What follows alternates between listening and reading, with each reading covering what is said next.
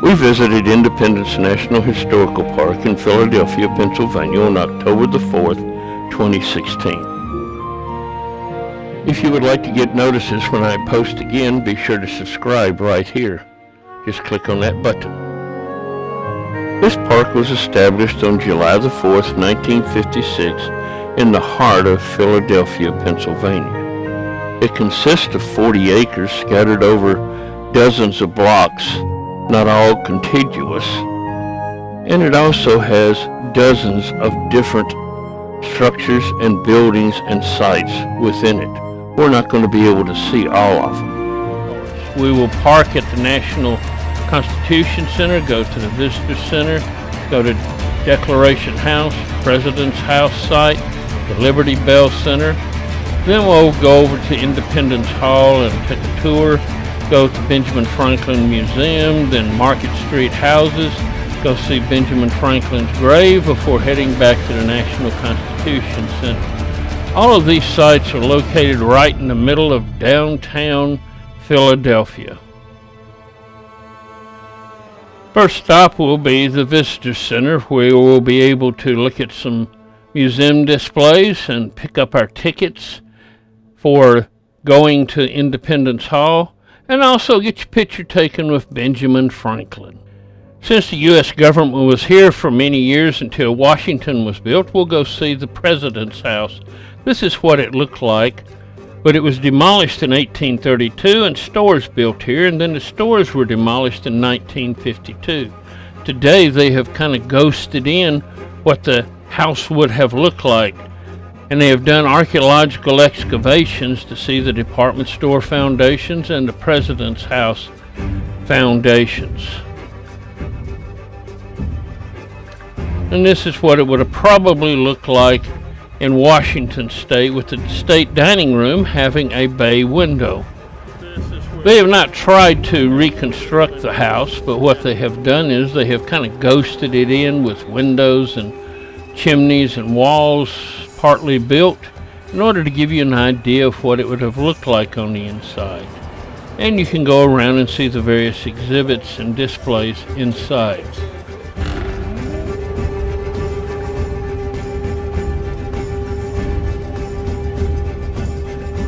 And now as we move through the President's House, we come to the Liberty Bell Center, as you can see here. This aerial view shows it, but it also shows that there's no President's House excavations, which were done later. This was put up as the Pennsylvania State House bell in 1753. There's no evidence that this bell rang on July the 4th, 1776 to proclaim independence. In fact, at that time, it was so heavy they were afraid it'd collapse the steeple. In 1777, patriots took it down to avoid it being captured. And no, Deborah didn't crack it. It cracked in 1752 at an early date, was repaired several times, and then in 1846 cracked so bad that they couldn't repair it, and it was retired. Around the top it says, "Proclaim liberty throughout all the land unto all the inhabitants thereof, by order of the Assembly of the Province of Pennsylvania for the State House in Philad, by Pass and Stowe." And yes, all of the spelling errors are actually on the bell. It sits in a glass enclosure at the end of the Liberty Bell building.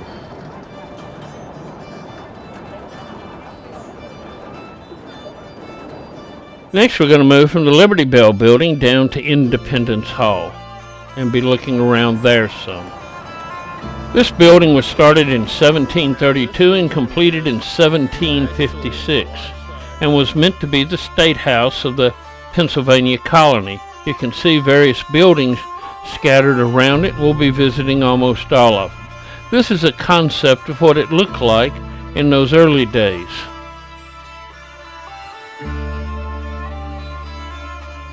You may recognize it from here. Some of you have actually touched $100 bills.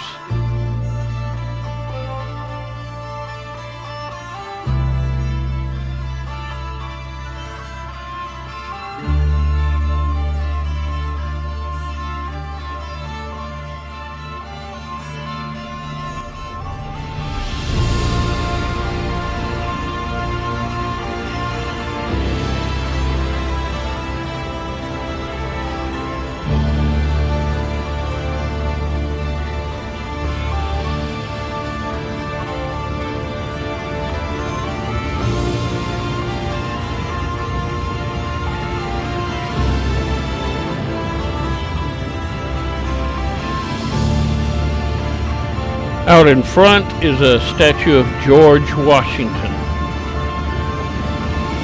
In the East Wing, we find the Great Essentials exhibit. 3 major documents were written here, debated, and signed here. The Declaration of Independence, the Articles of Confederation, and the Constitution of the United States.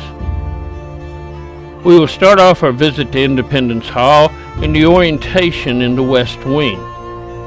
Jeff Sievert will be our guide. To basically raise and govern themselves, and they get used to it. We now move to the main building and we'll look at the Supreme Court room first.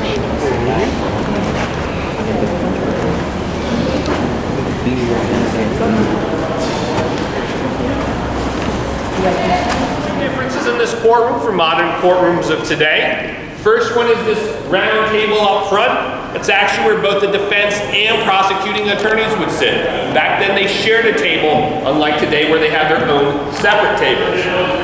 Also, the item I'm standing in is no longer used in American courtrooms today. But a guest would be in here during the trial. The defendant? Yeah, the defendant or the accused. This was actually known as the prisoner's dock. So if you were on trial, you'd stand in here throughout your trial, facing the judge. Revolution. The one event that will connect this room to the American Revolution, though, occurs on July 8th of 1776. It's on that day out behind Independence Hall, we have the first ever public reading of the Declaration of Independence. It's read by Colonel John Nixon, an officer in the local militia.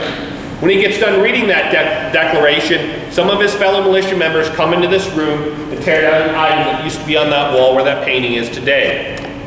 Painting is a representation of the coat of arms for the state of Pennsylvania dating back to 1785, a symbol of the power and authority of the state here in the courtroom.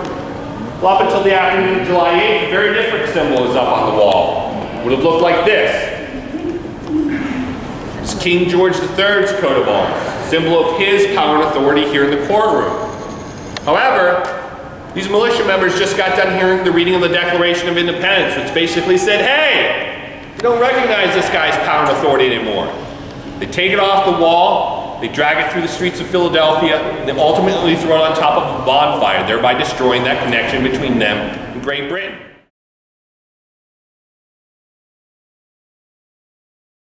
Now it's time to move across the hall to the assembly room where all the debating took place. Into the far right and the far left. Please not stop in the center. A group of colonists dressed up as Native Americans dumped the cargo of 3 British East Indian ships of their tea into Boston Harbor.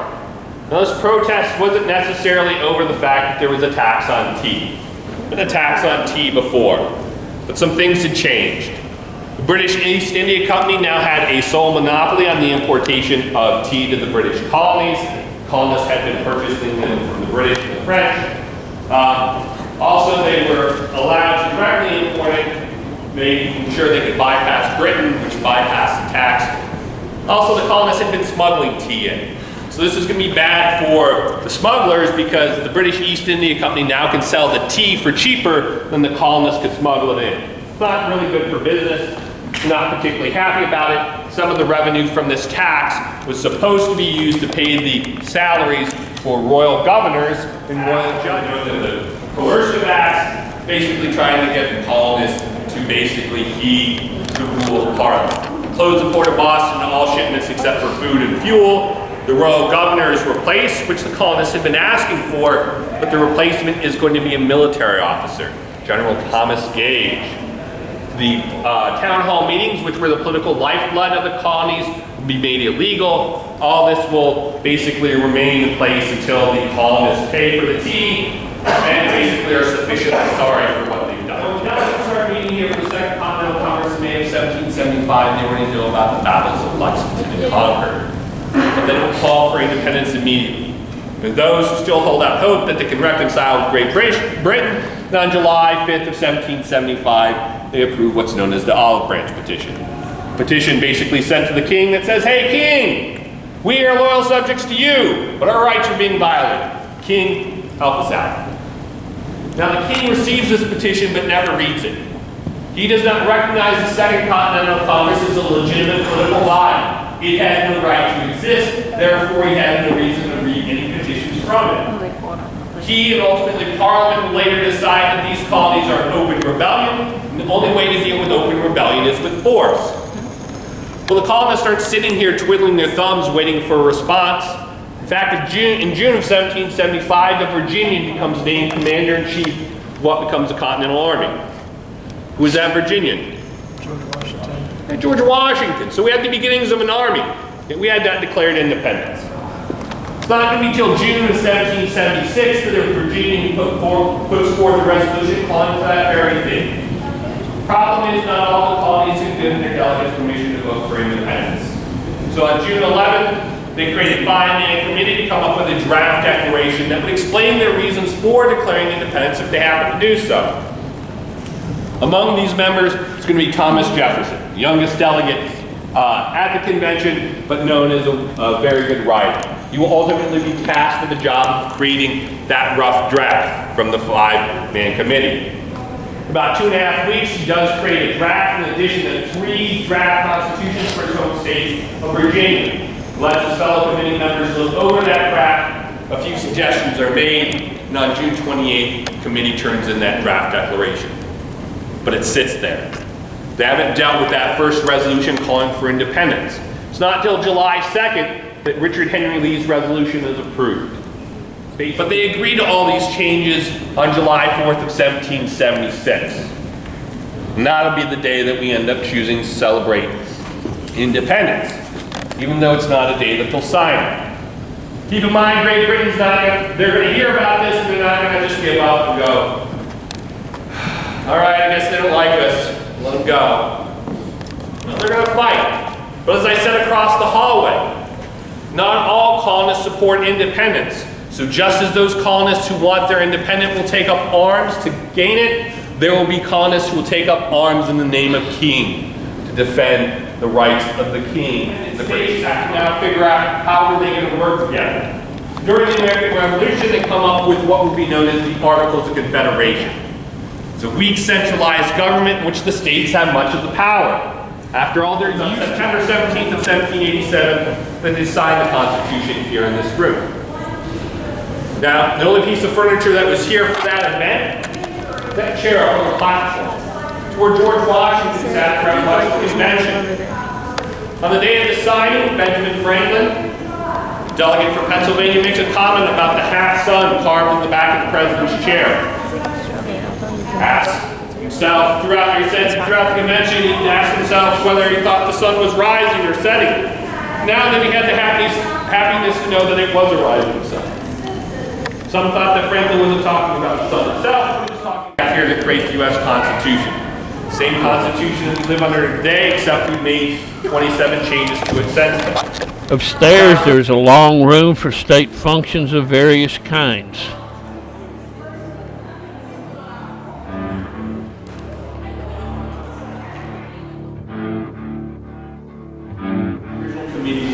Not large enough. This room over here to the right is where the colonial governor met. The colonial governor's office is also located here.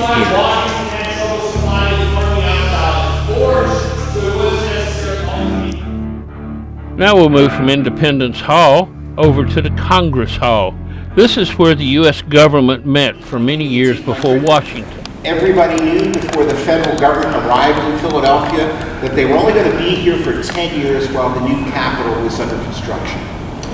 So, the federal government did not build their own facilities here in Philadelphia, they borrowed.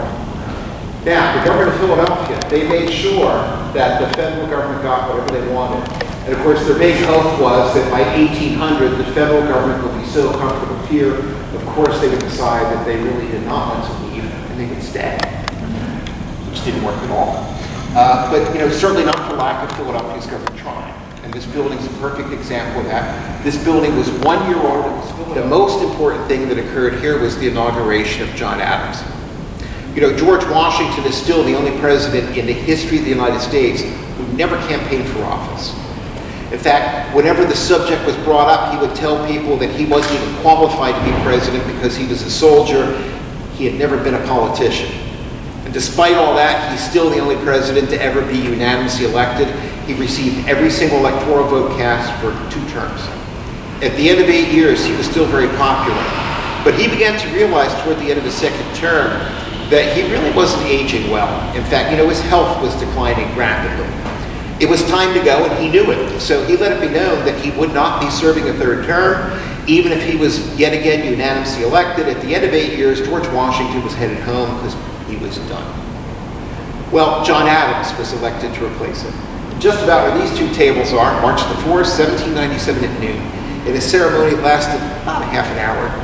John Adams was sworn in as the second president of the United States, and George Washington showed up in person to symbolically hand the presidency over to John Adams.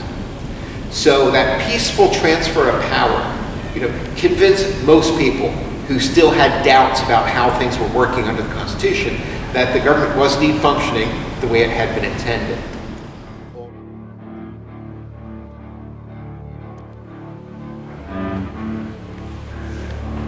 Office.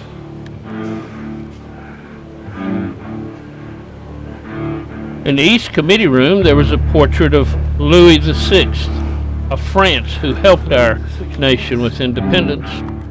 And when we move over to the West Committee Room, there we find Marie Antoinette.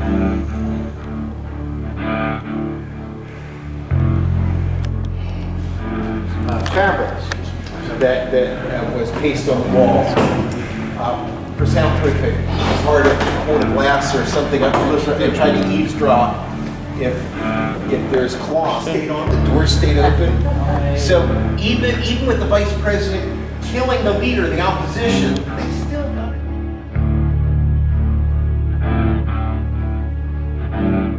The gift shop is located on the other side of Independence Hall. And now it's time to head down the street to Declaration House. This is where Thomas Jefferson was actually staying as he wrote the Declaration of Independence.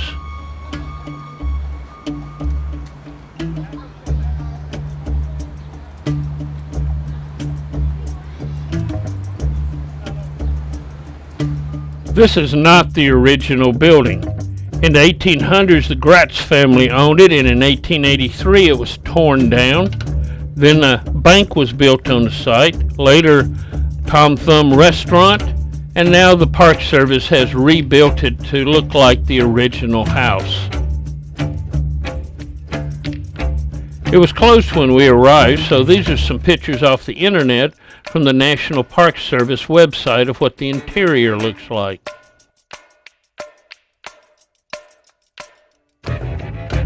Now we'll move back across Independence Park, eat along the way, and go to the Benjamin Franklin Museum.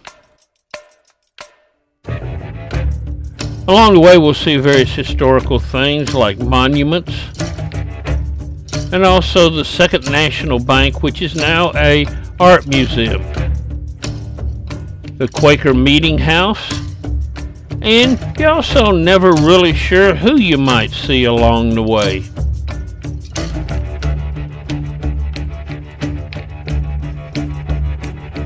His original house and printing shop are not here anymore, but Franklin Court is where they would have been, and you can still see a few of the things from the court, and there is a post office here now.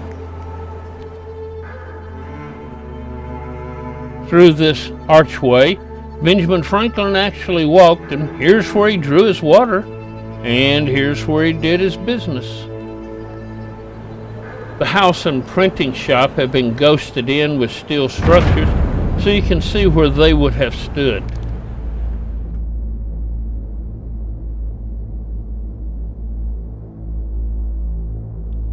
And now it's time for us to visit the museum and find out more about Franklin himself. This museum has many exhibits inside it. It also includes a musical instrument that Benjamin Franklin invented, the glass harmonica. Let's listen to this instrument.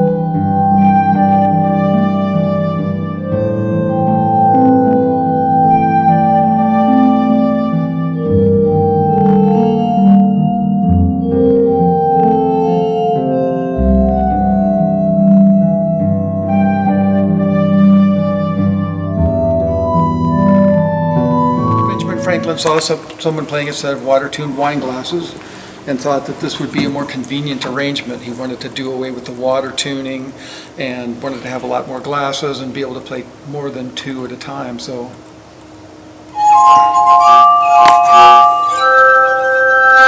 voila, one of Franklin's favorite inventions. So these are all basically custom blown wine glasses, and they're all nested inside of each other, and the whole assembly is turning so you can play it somewhat piano-like.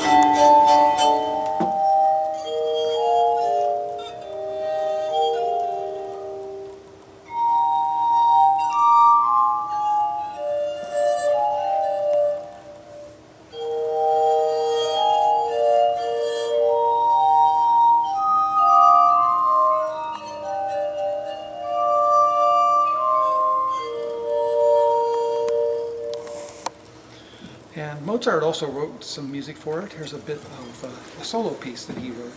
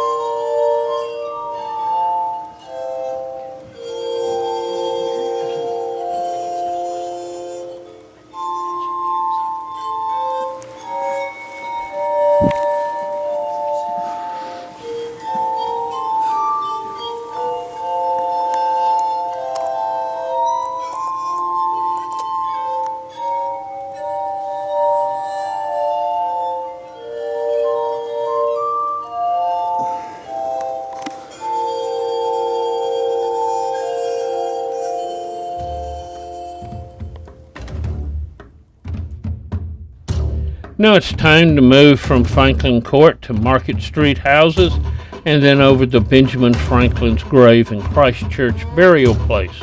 Now Christ Church is not located by its cemetery, it's about 4 blocks away.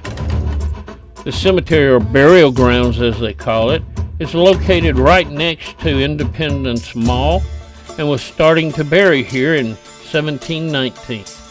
There are many famous people buried here, including 5 signers of the Declaration of Independence, and Benjamin Franklin's grave is in the corner here. So people can see the grave without having to go into the cemetery. They put in a wrought iron fence so you can look over at it, and many people do come by. You never know who you will find coming to visit this grave. Both Benjamin Franklin and his wife Deborah are buried here. Now we'll move back to National Constitution Center, where we're parked, and look there for just a few minutes. National Constitution Center.